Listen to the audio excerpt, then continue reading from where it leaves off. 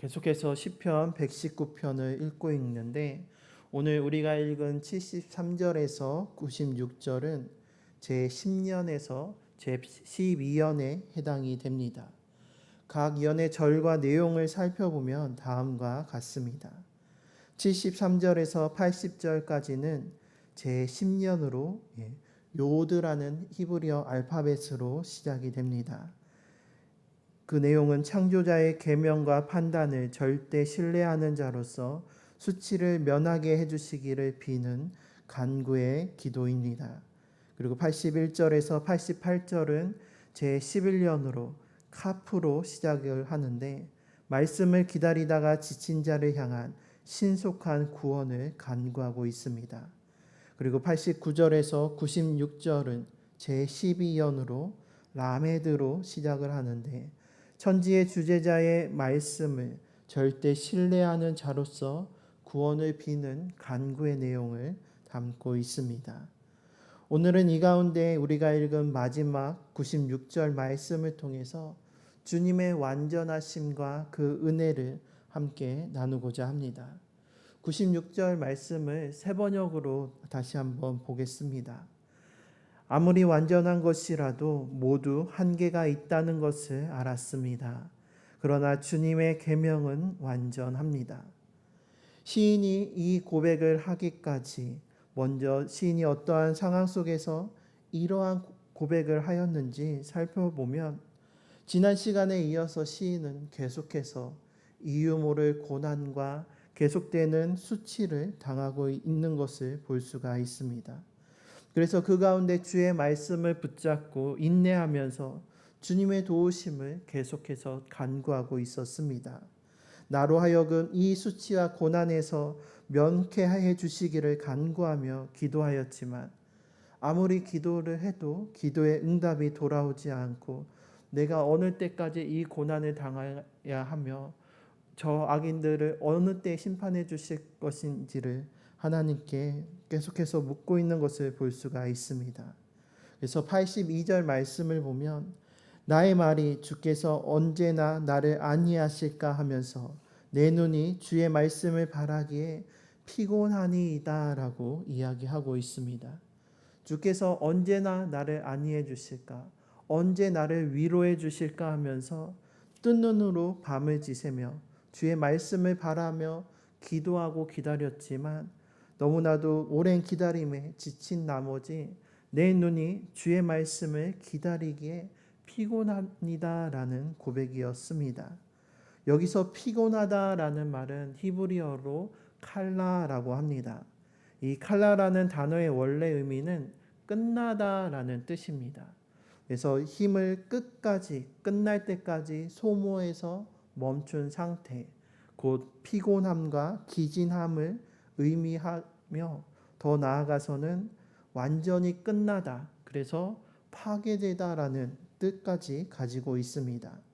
우리가 읽은 개역개정 성경은 전자의 의미를 살려서 내 눈이 피곤하고 기진하여졌다라고 번역을 하는데 새번역 성경 같은 경우는 내 눈이 완전히 끝나서 파괴된 상태, 곧 시력을 잃어버렸다라고 번역하고 있습니다. 무엇으로 번역하든지 하나님의 말씀이 성취되기를 기다리고 간구하며 바라보다가 그 눈이 피곤하고 멀 지경에 이를 정도로 지쳤다라는 것입니다. 고난 가운데 계속해서 인내하며 버티고 견디었지만 그 오랜 기다림 속에서 그 육신과 그 마음이 쇠약해져 버린 것이었습니다. 그리고 이어서 83절에서 시인은 자신을 연기 속의 가죽 부대와 같이 되었다라고 고백하고 있습니다. 이스라엘을 비롯한 고대 근동에서는 동물의 가죽을 벗겨서 그것으로 부대를 만들어 그 안에 포도주나 우유나 물과 같은 액체류들을 저장하는 데 사용했습니다. 그런데 이러한 가죽 부대는 보통은 이제 물을 길러오거나 포도주를 옮기는 것과 같이 일시적으로 그 보관하는 용도로 주로 사용이 되었습니다. 가죽 부대에 포도주나 물을 오랫동안 보관하게 되면은 가죽의 냄새로 인해 그 맛이 변하기가 쉽고 또 가죽 부대가 낡아져서 터질 수도 있기 때문이었습니다.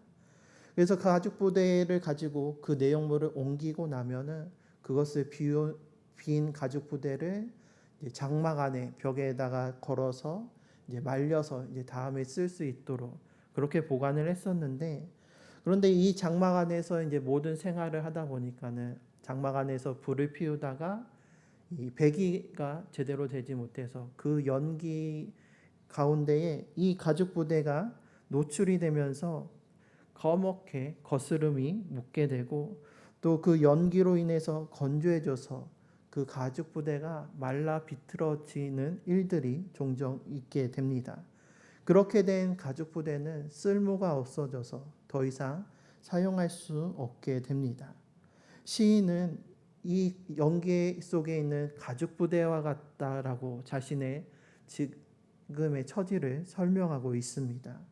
연기로 뒤덮인 것과 같이 사방에서 계속되는 고난 속에서 말라비틀어진 가죽 부대처럼 그 몸과 마음이 상하고 메말라 버린 상태였던 것이었습니다.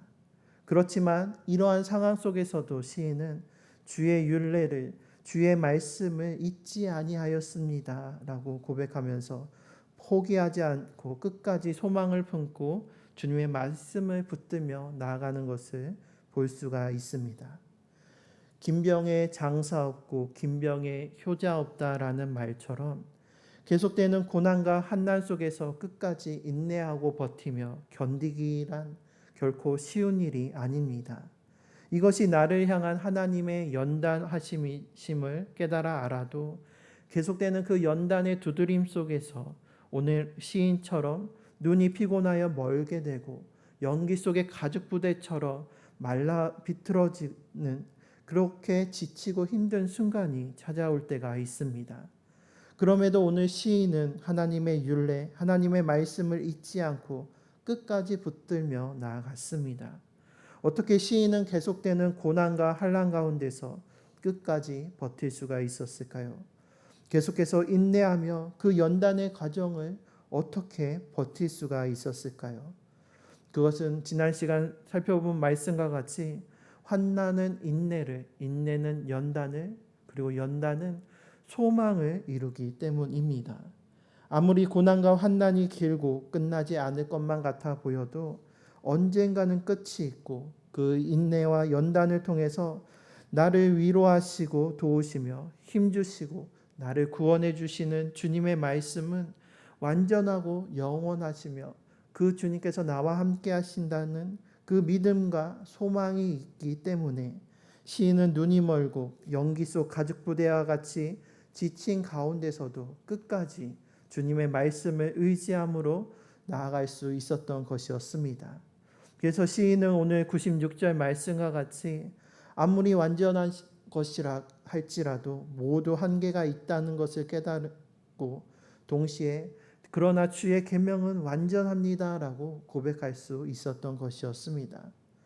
시인은 그 고난의 시간 속에서 하나님이 말씀으로 창조하신 하늘과 땅과 하나님의 섭리대로 운행되는 그 세상의 만물을 보면서 주님의 말씀에 순종함으로 흔들림 없이 굳게 서 있는 그 만물을 통해서 자신 또한 주의 말씀을 순종하고 주의 법을 나의 기쁨으로 삼을 때에 나 또한 흔들리지 않고 고난을 이길 것이라는 믿음을 가졌습니다. 그리고 그렇게 세상을 바라보다 보니 내가 볼 때에 완전하다고 여겼던 것들이 영원히 계속될 것만 같았던 것들이 그러한 고난과 시련마저도 한계가 있고 언젠가는 끝나게 될 것이다 라는 것을 깨닫게 되었던 것이었습니다.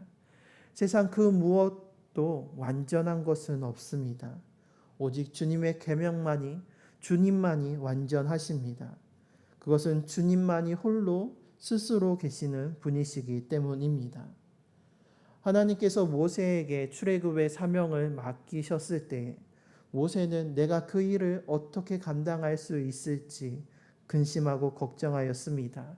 내가 주의 명령으로 백성들에게 가서 출애굽을 시킬 때에 그들이 주의 이름이 무엇이냐 물을 때에 내가 무엇이라 대답해야 합니까? 라고 하면서 주의 이름을 구하였을 때에 주님께서는 친히 이렇게 말씀하여 주셨습니다.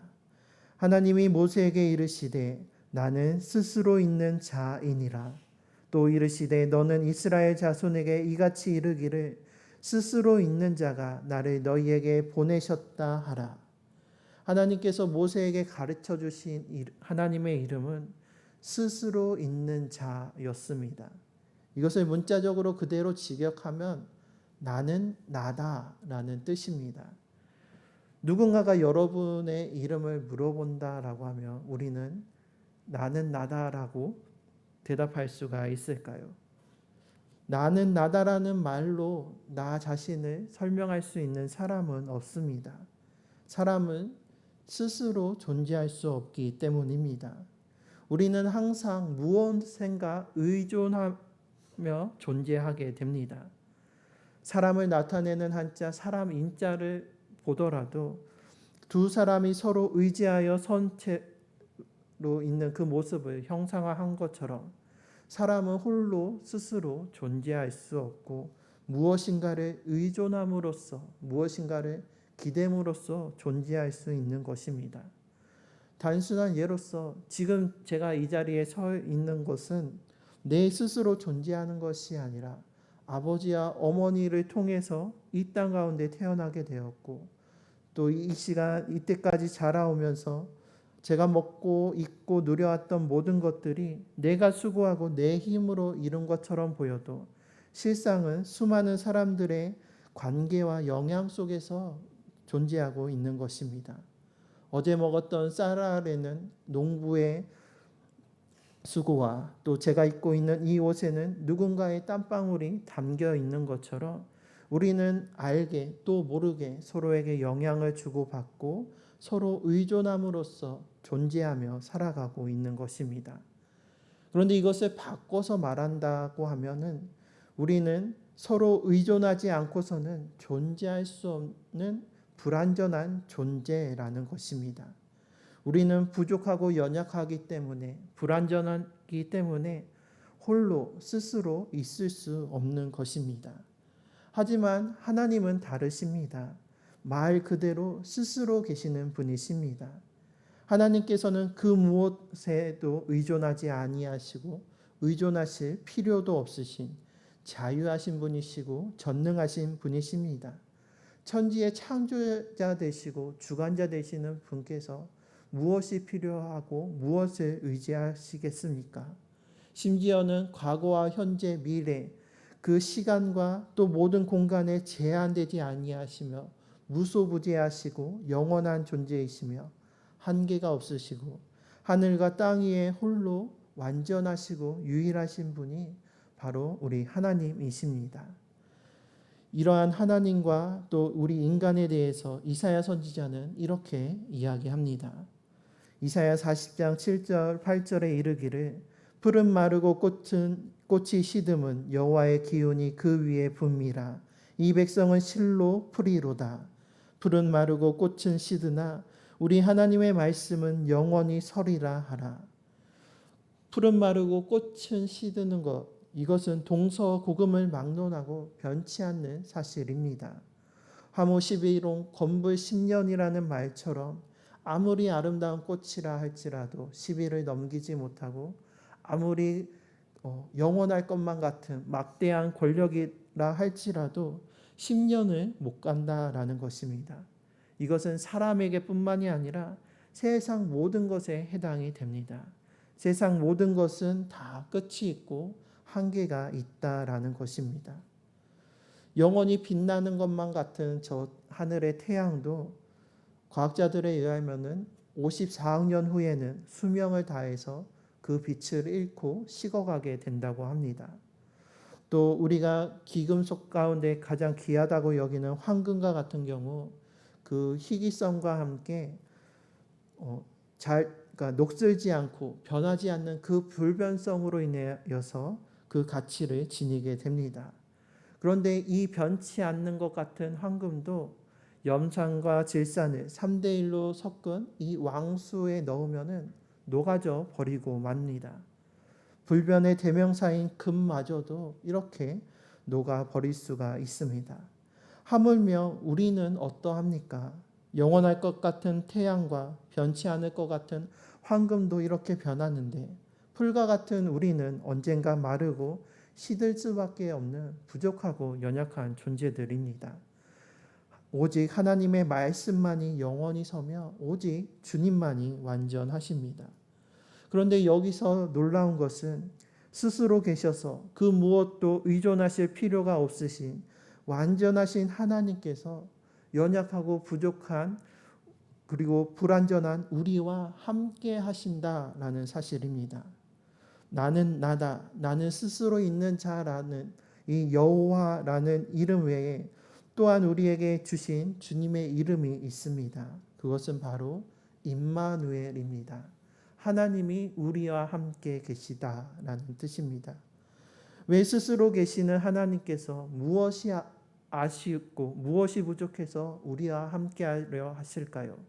왜 완전하신 하나님께서는 불완전한 우리 때문에 때때로 질투하시고 또 때때로 안타까워하시며 아파하실까요?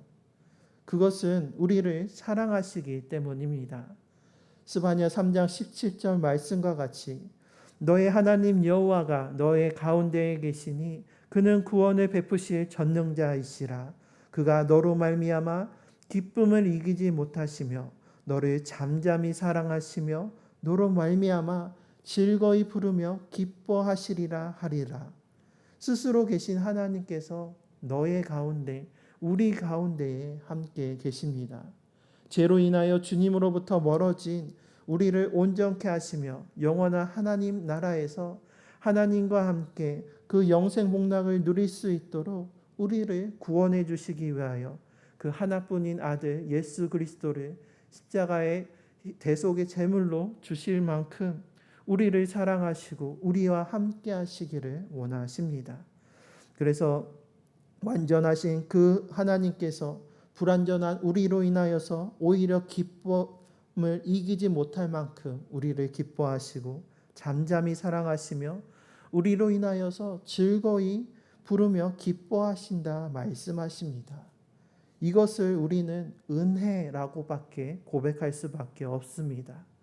정말로 값없이 조건 없이 연약하고 부족하고 불완전함에도 불구하고 그런 우리와 함께하여 주시는 것, 이것이 바로 은혜입니다. 우리는 부족하고 연약해서 누군가를 의존할 수밖에 없고 그렇지 않고는 살아갈 수 없는 존재들입니다. 그래서 많은 사람들은 저마다 자신의 의존할 것들을 찾아가며 그것에 자기의 존재 의의를 두며 하루하루를 살아갑니다. 어떤 사람들은 부와 재물을 의지합니다. 그것이 나를 나되게 하고 그것이 나를 살아가게 한다라고 여깁니다. 또 어떤 사람들은 자신의 지식과 자신의 경험과 자신의 힘을 의지하며 살아가고 어떤 사람들은 세상의 명예와 권력 또 세상의 쾌락과 향락을 의존하며 그것이 나를 나답게 하고 나를 행복하고 완전하게 만든다라고 여깁니다. 하지만 오늘의 시인의 고백처럼 내가 볼 때에 아무리 세상의 것들이 완전해 보인다 할지라도 그 모든 것들은 모두가 다 한계가 있고 끝이 있다라는 사실을 기억하시길 바랍니다. 또한 오직 주님의 계명만이 완전하며 하나님의 말씀만이 영원함을 기억하시기를 바랍니다. 그렇다면 우리가 무엇을 의지하고 무엇에 소망을 두어야 하는가에 대해서 명백해집니다. 우리가 의지하고 소망을 두어야 할 것은 완전하신 하나님이십니다.